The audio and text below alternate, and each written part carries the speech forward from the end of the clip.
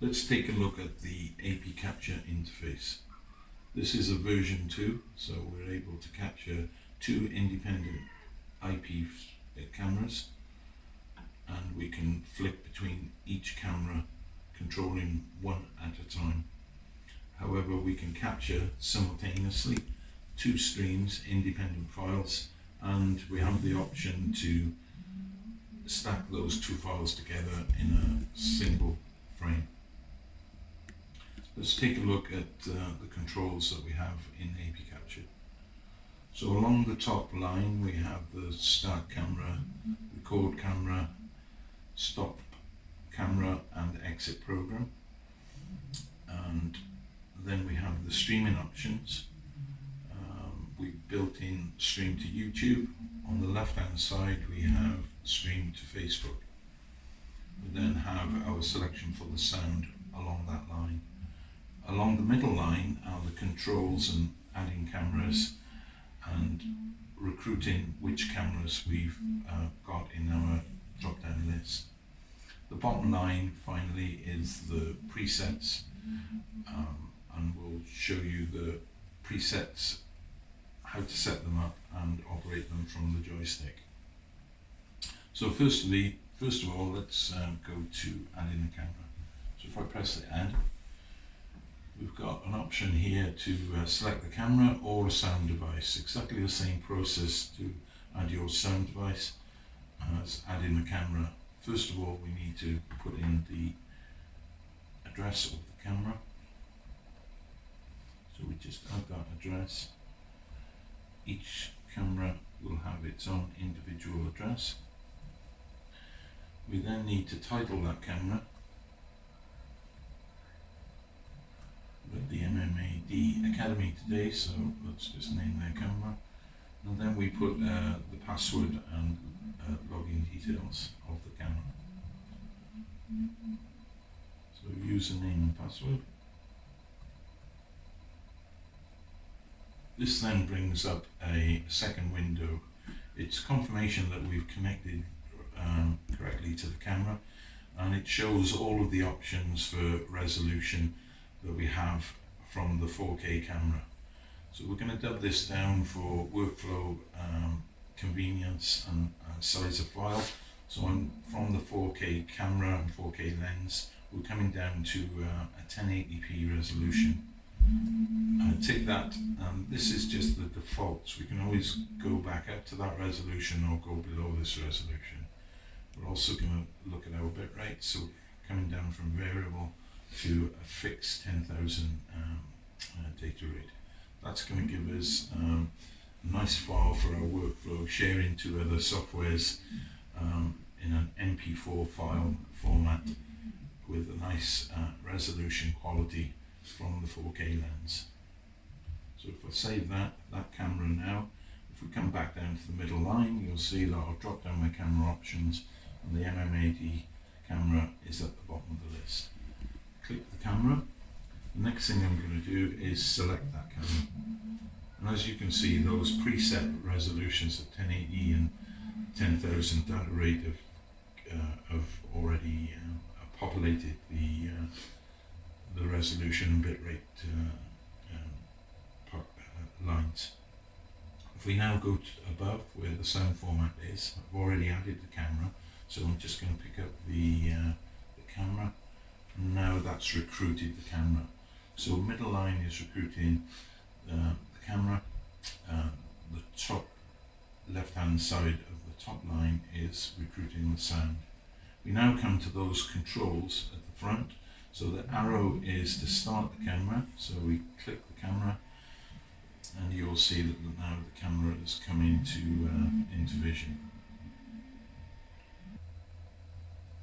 As soon as the cameras come through, we can now get access to the joystick, and as you can see, I've got this lovely smooth pan and tilt, simultaneous movement patterns. It can go really slow and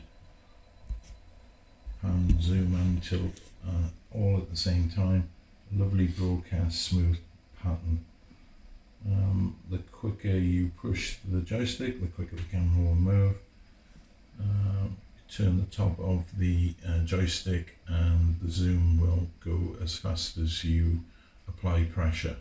So we've got that lovely movement pattern on the camera ready for us to start a recording.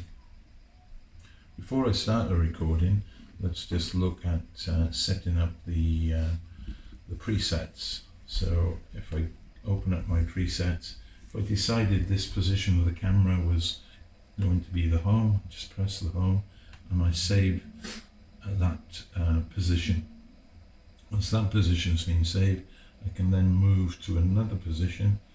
If there was a part of a session that I knew was happening in the next phase of a training session, I can come down and then adopt a new preset for that position. It logs that preset in, and so on. If I decide that I want to change to the third position, I can add a third position, and then finally fourth and last position. So if we move over to the fence, you can see that it'll quickly adopt that new position when I activate the buttons from the joystick. So with all four set, I can now come over to the joystick and use my finger, press position 1, and immediately the camera goes to that position. I can then press 2, 3, and then finally 4, back to 1. So with all of those presets set up, the simple thing is to start a recording.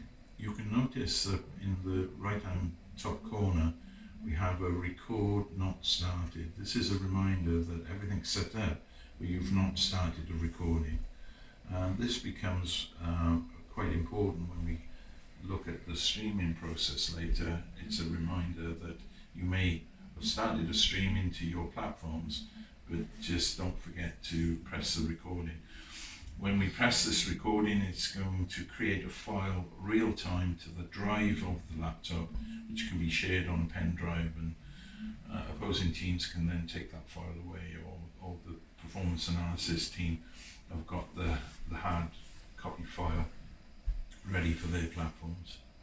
So if we go over here, I press the red button and you'll see that we get this indication that the recording has started. Also, the warning has gone away, so everything I'm recording here, movement of the camera, is being put straight to disk. If I then stop that recording, it gives me a quick reminder, are you sure you want to stop? Stop. And then there's a little render process. You probably didn't see it. It's a little bit longer when there's a longer recording, but if it's a short recording, it's very quick. And now that's put that file and straight into the folder structure in the C drive of the laptop.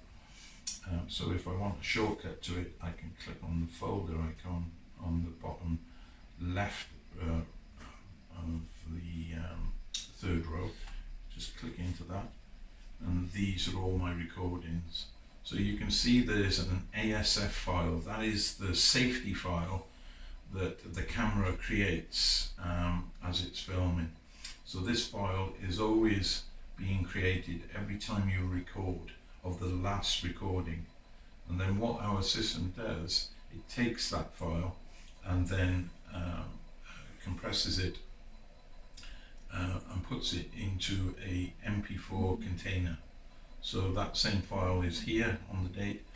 I just double click into it, and this is a high quality from the 4K lens at a 1080p resolution, and that file has been recorded into the MP4 format, ready for sharing to your community.